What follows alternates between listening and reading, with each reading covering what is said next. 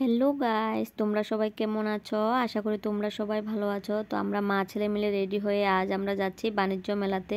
অনেক দিন ধরে মেলা চলছে, আমরা যাব প্ল্যান করি কিন্তু যাওয়া হয় না। বর ছুটি নিতে পারে না, তাই যেতে পারি না। তো আজ প্ল্যান করলাম মা ছেলে মিলেই যাব। তো আমরা রেডি হয়ে বের হয়ে গেলাম। এক বান্ধবীর সাথে যাব, আর বান্ধবীর মেয়েকে নিয়ে যাচ্ছে, আমি আমার ছেলেকে নিয়ে যাচ্ছি। মেয়েটা চিপস খাচ্ছে, আমি ভিডিও করছি, দেখে হাসছে আর মাথাটা বারবার লুকোচ্ছে। তো আমরা রেডি হয়ে চলে আসলাম মেলার সামনে। তোমরা দেখতেই পাচ্ছ Tripura industries and commerce fair 2024 প্রবেশ দরজাতে বড় করে লেখা আছে। আর এদিকে বান্ধবীর বোনকে নিয়ে ভিডিও করছে এবং পিকচার উঠাচ্ছে। তো এরই মধ্যে আমরা মা ছেলে মিলেও কিছু পিকচার উঠিয়ে নিলাম। আর ওরা খুব স্মাইলি দিয়ে পিকচার উঠাচ্ছে, দেখে খুব আনন্দ লাগছে। আমরা মা ছেলে মিলে চলে গেলাম আরেকটা সাইডে পিকচার উঠানোর জন্য।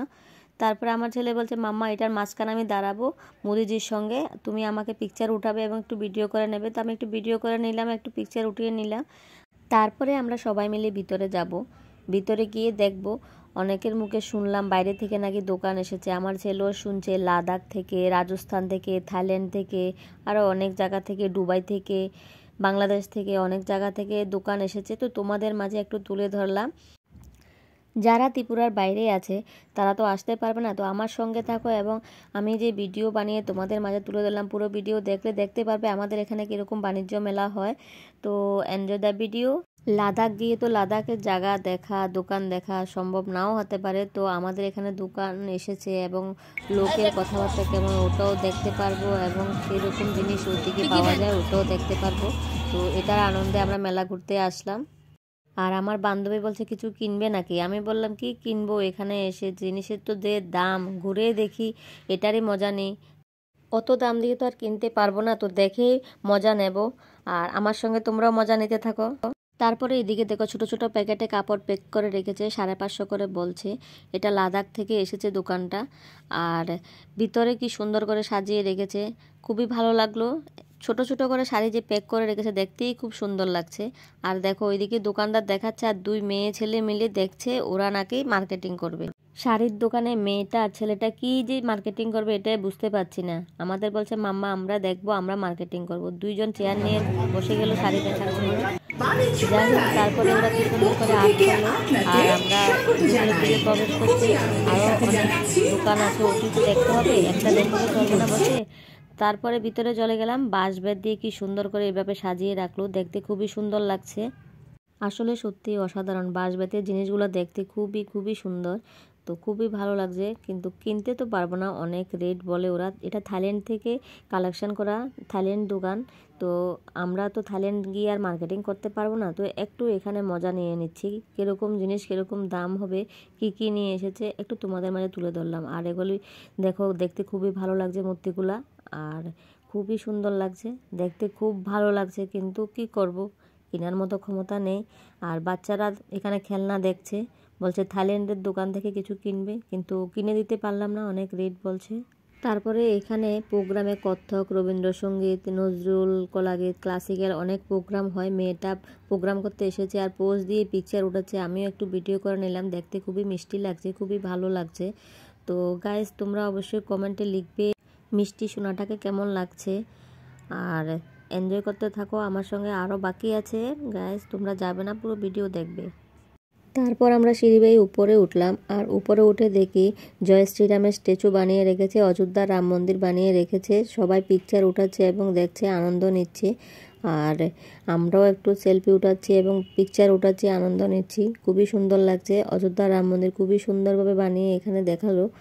অনেক জায়গা থেকে অনেক দোকান এসেছে, কি পাওয়া যায় না, এখানে সব পাওয়া যায়, কিন্তু একটু রেটটা বেশি, তাই সবার দ্বারা কেনা সম্ভব হবে না। চয়েসফুল অনেক কিছু পাওয়া যায়। আর ওরা এখানে দাঁড়িয়ে ঊনকোটির দৃশ্য নিয়ে একটু পিকচার উঠাচ্ছে, ভিডিও বানাচ্ছে। আর আমিও খুব আনন্দ করে ওদের পিকচার উঠাচ্ছি এবং ভিডিও বানাচ্ছি।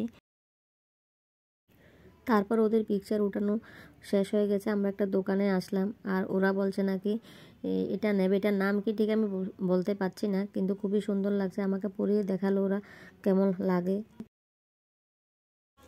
জানো তো এটার দামে বলছে 1000 টাকার উপরে, তো কিনতে তো পারবো না, যখন আমাকে পরিয়ে দেখাচ্ছে দোকানদারে। অন্যরা কিনবে বলছে।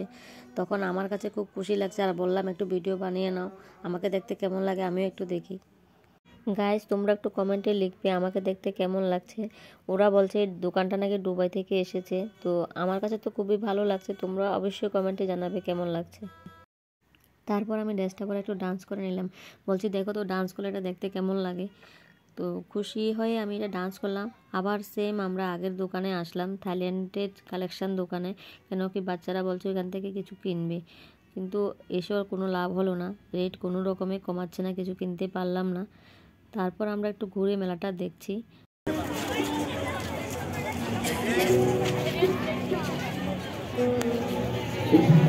তারপর আমরা একটা ফুলের দোকানের সামনে আসলাম, দেখলাম সাইডে একটা দই ফুচকার দোকান নিয়ে বসলো, আমরা দই ফুচকা খেয়ে নিলাম। তারপর সাইডে দেখি কত সুন্দর করে ফুলের একদম স্টেজ সাজিয়ে নিয়েছে, টব দিয়ে ফুলের চারা এবং কত সুন্দর করে লাইটিং করে ওরা সাজিয়ে নিয়েছে। আর দেখে একটু মনোরম দৃশ্যের একটু ভিডিও বানিয়ে নিলাম, খুবই ভালো লাগছে দেখতে। আর যেন সত্যি খুব অসাধারণ লাগছে দেখতে, কিন্তু দুঃখের বিষয় এখানে জিনিসের এত রেট, কিছু কিনতে পাচ্ছি না, অনেক রেট বলছে। তারপর এখানে দাঁড়িয়ে একটু প্রোগ্রাম দেখছি, যারা প্রোগ্রাম করছে সত্যি খুব সুন্দর লাগছে, তোমরা আমার সঙ্গে দেখো।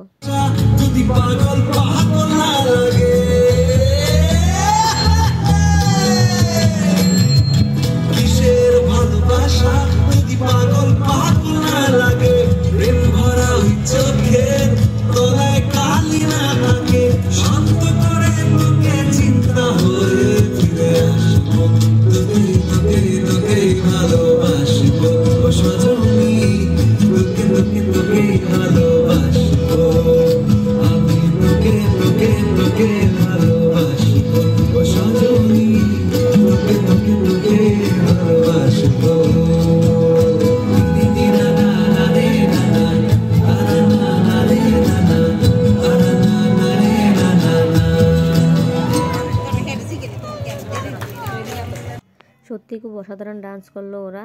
আর এখানে গার্ডিয়ানরা বসে আছে, কিছু গার্ডিয়ান ভিডিও বানাচ্ছে সামনে দাঁড়িয়ে, খুবই সুন্দর লাগছে। তারপরে আমরা প্রোগ্রাম থেকে বের হয়ে আবার একটু ঘুরতে গেলাম।